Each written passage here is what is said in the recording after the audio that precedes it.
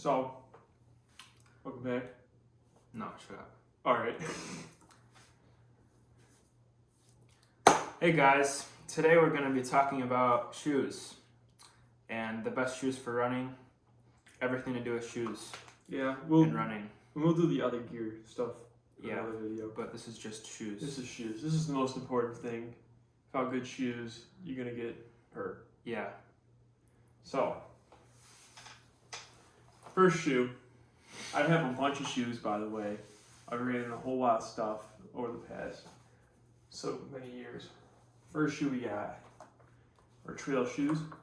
Obviously, this is for if you're running mostly on trails. I don't run on trails too much.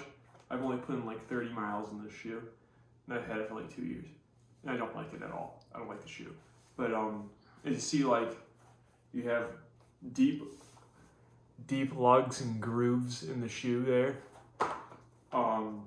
There's more of a guard going around the shoe to sort of protect your foot from rocks.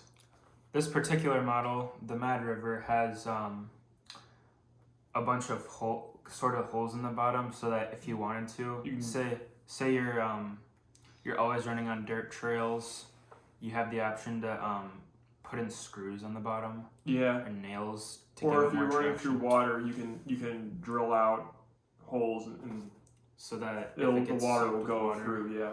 But that's just this shoe specific. Another thing you see common in running shoes that are made for trails are these little hooks. Right there. That little hook.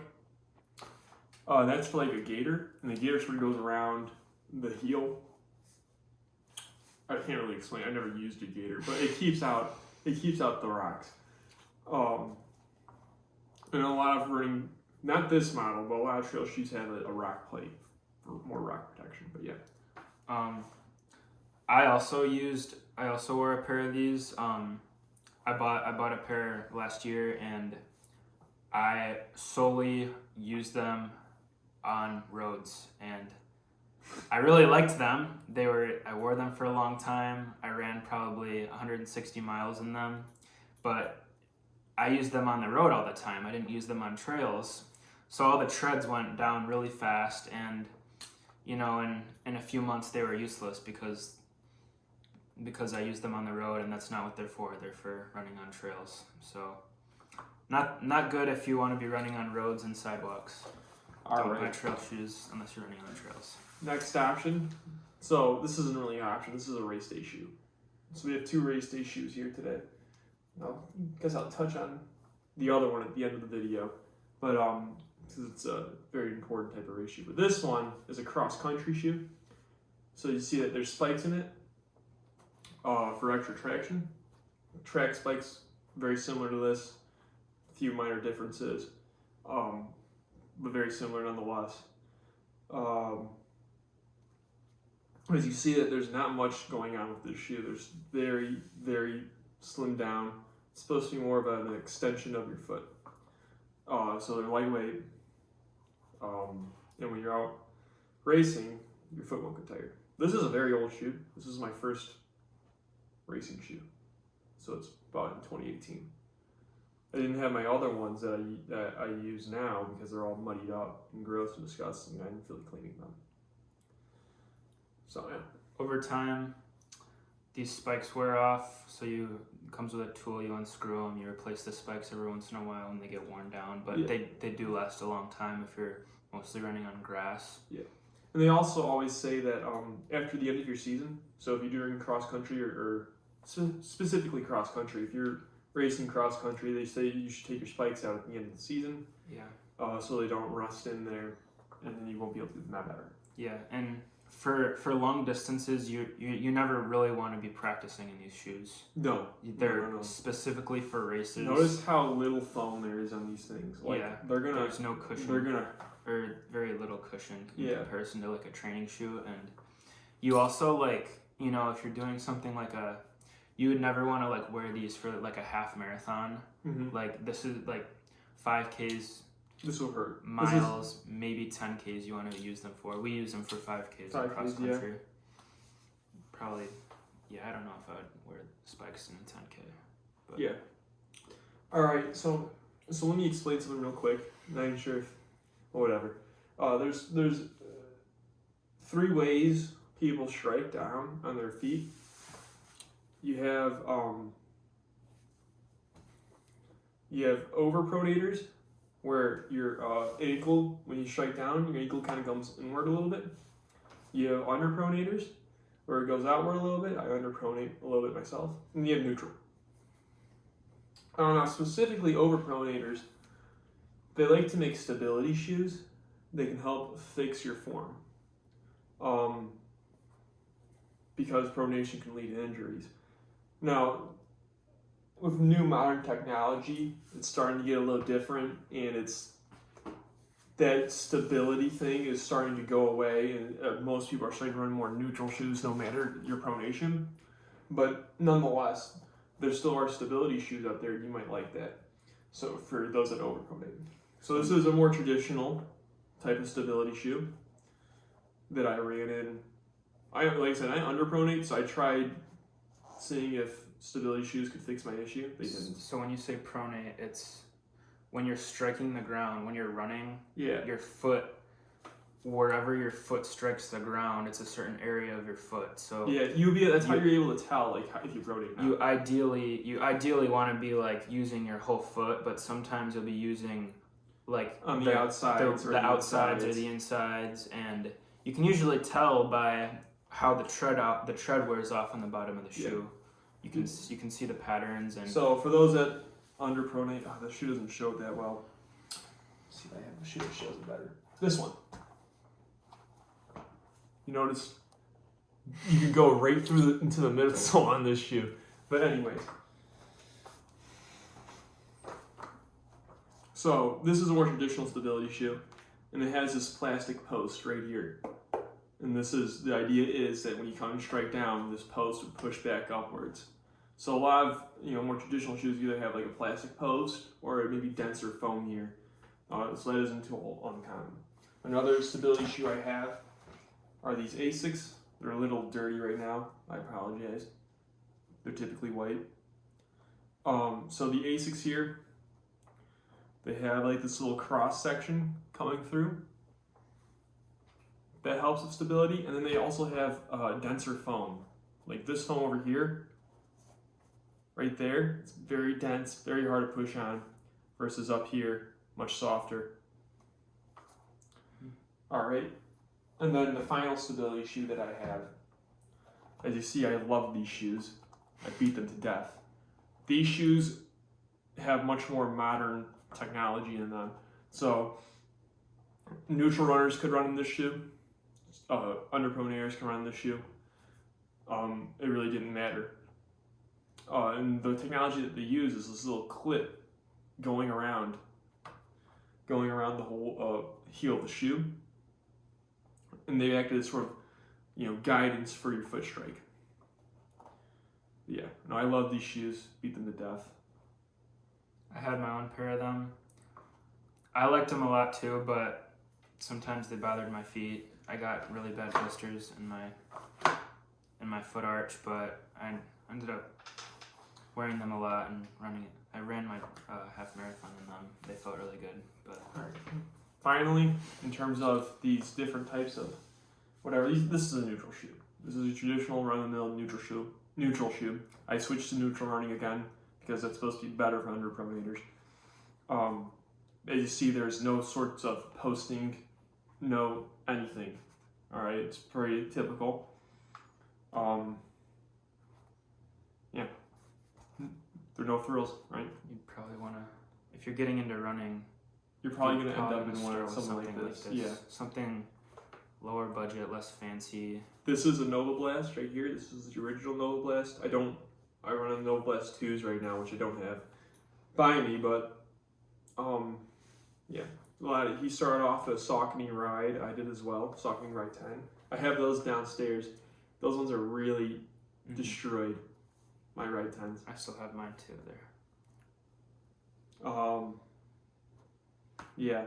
So you're gonna start Brooks skills. This is the one that a lot of people started.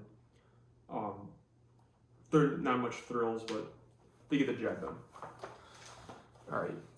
Yeah, so what I've been wearing for the past few months, these are called Ultras. It's a brand, Altra, and what's unique about this brand is they make here, give me one of these.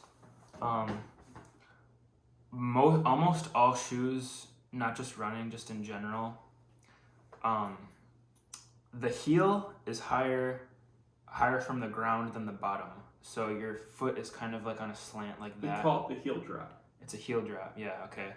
It's almost like you're wearing like a very slight stiletto or whatever. It's like it's like a few millimeters, but it's still there. Yeah, so, and you know, when you're not wearing shoes, your feet are flat, and that's how your feet are meant to work. But you know, we wear shoes all our lives, and we don't really it doesn't always matter because we wear shoes, but what these Ultras are is they're completely level. So when you're running in them, it's like you're running how your feet are supposed to naturally run. It's supposed to be healthier for you, but it varies. If you run in leveled shoes all your life and your feet are used to that, then that can work for you. But I wanted to try these out to see what they were like, and these are like I said, these are level, but they still have a lot of cushion, so they're comfortable in comparison to these other shoes I tried out. They're called Zero shoes. They're basically socks with rubber soles on them. They were level. They had no cushion. Basically, like the feeling of walking barefoot, which some people like. Some people, their feet are strong enough to do that, but my feet. Barefoot running is like something some people do, but you have to like build yourself up. Your feet need to be strong enough. Anyone that's starting running, you have to start off in running shoes. If your feet, walking in shoes all the time with cushion, it makes your feet weak, so that it's harder to walk barefoot. And running in something level like this, it can, over time, it can strengthen the arch of your foot, and that's what walking and running barefoot does all the time. But honestly, like I've been running in these for a few months. There's maybe 150, 200 miles on them, and I did really like them. And you know, my feet have been having occasional problems. I don't know if it's because of the shoe, but I've been like thinking, I don't know if I want to like stay on this brand for the rest of my life, because it's probably like bad to keep going back and forth between level and slanted. But I might switch back to like traditional shoes after this pair, because I don't know what the best thing for my feet are. And Ultra is one of like the only main brands that makes shoes like this. I mean, there's probably other models, yeah. but yeah, I tried these out and I like them. I wear them all the time, but they are getting worn out. But so I'll be buying. All right. Soon. So I said I'd save this one for last. So here it is. Coming in last. There. You know what? Put on my lap. See, I keep these bad boys in the box.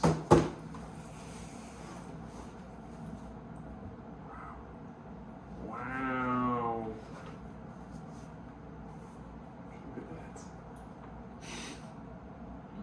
Did you wear those for the half marathon? I did wear these for my half marathon. These are Saucony's. One of the major brands. So Saucony, Asics, Adidas, Hoka, Ultra, Nike, New Balance. You know, those are your major running brands. But this here is the Saucony Endorphin Pro. Sounds special, doesn't it? It is special. This shoe is a carbon plate shoe. So, let me explain what that means. There is a plate running through the shoe that's made out of carbon fiber, okay? And it basically acts as a spring. So when you run, you load up the spring, and then when you hit your toe off, it like, you feel it. You spring forward, quite literally. And it's like really cool, it's really special, and it makes you go really fast. So, obviously, like, just to give you an idea, like, you really shouldn't do this because you can break the plate, but like, look. right? It doesn't move. It doesn't move. So there's that because of that plate in there. So when you bend that thing, it wants to go back, right? And you feel it. Now it's also paired with a super foam, is what they call them, and that sort of helps out the plate and helps get back the energy. So this one has Power Run PB. That's what it's called. These are higher end racing shoes, right? These are higher end. These went for about $200. I bought them when the second ones came out, so I paid $120 for them. And he keeps them. He barely wears these. He keeps them in the box. Right. He keeps them nice. He only wears them. He'll train in them sometimes when he's training to go fast. So we have a 10K coming up. I'm going to Yeah. be using the 10Ks. I'm going to be using these. Yeah, and then you're planning on wearing those for the marathon? That is the plan for right Unless now. you buy better ones. Unless I buy better ones, but because the Pro 3s are about to come out. But I think I'm going to stick to these, and then I'll buy that afterwards. Yeah. But yeah, these are, they're a cool colorway too. I really dig them. Okay, these have carbon plates in them, but there's other ones that are a little cheaper. There's little cheaper ones that have like nylon plates. Yeah, there's a version of this. I might be buying something like that for the marathon. I don't have any carbon. I don't have any shoes with plates in them yet. But weren't you saying like the Saucony Endorphin Speed. So this is the Endorphin Speed. Pro. It has a little sibling, the Endorphin Speed, and that has it's almost like the same thing, but it has like a nylon plate. Right. And so so these are racing shoes. Right. But would you say? I But they're wouldn't- obviously not like spikes. Would you say you use these for? I would longer use these on the distances? road, long distances on the road only. They've had attempts on bringing stuff like this to the trail. They've been kind of hit or miss. But yeah, these racing only, I wouldn't train in them. They're not as durable as other shoes because they try and like look at how much foam there is like exposed on this thing Yeah. versus right? Like the orange is the tread, and there's like barely any. It's very It's surface. thin. Yeah. It's Yeah. thin. And they do that to keep the shoe lightweight. If you notice, the upper, which is Yeah. this part of the shoe, is basically see-through. Yeah. You can Very see my little. finger through it. Hold on, if I can stick my Very finger. thin layer of fabric on the top, similar to Probably can't really see that on camera, but Saucony, similar to like Rides or other training shoes. very thin layer, and so you can see through the shoe. And that's all done to keep the shoe very lightweight. You lift this up compared to this, like Yeah. little It's fun. a lot lighter. This is A lot lighter. Fun fact about these shoes, by the way. This is a funny story. The other day I went to go do some yard work, and there was a shoe. There was a shoe. There was a frog in my shoe. It was gross. It scared the hell out of me. It was in that shoe. I haven't worn it since. But yeah. So, just some tips and tricks then when you go shoe shopping. Buy a shoe that feels well. Feels like it fits good. Don't buy it based off of brand Or color. or color. Looks, none of that. Make sure you're buying something that is for what you're doing, So don't go out, if you're just running, just to stay fit, don't go out and spend your money on something like this. You can get, much cheaper shoe will get the job done. Also see what you look in the shoes. Some shoes have, again, less rubber at the bottom to keep it lightweight. Those shoes are not going to last as long. So if you want a shoe that lasts long, but it'll be a little heavier, it gets away with more rubber on it. So. Did you want to mention when you run, you untie them, and then when you put them, whatever, you untie them and you put them on, you tie them back up every single time. He slips his shoes off and everything. Yeah. I just like tie mine once and pull it back and put it together. Yeah. Which doesn't make it last as long. I don't know. They just when you take it on and off and it widens the gap, you get a bunch more crap in your shoes. So Well, I don't know. well, But think that's it for this video. I think it's a wrap. I've touched on everything that I need to touch on. These are amazing shoes. All right.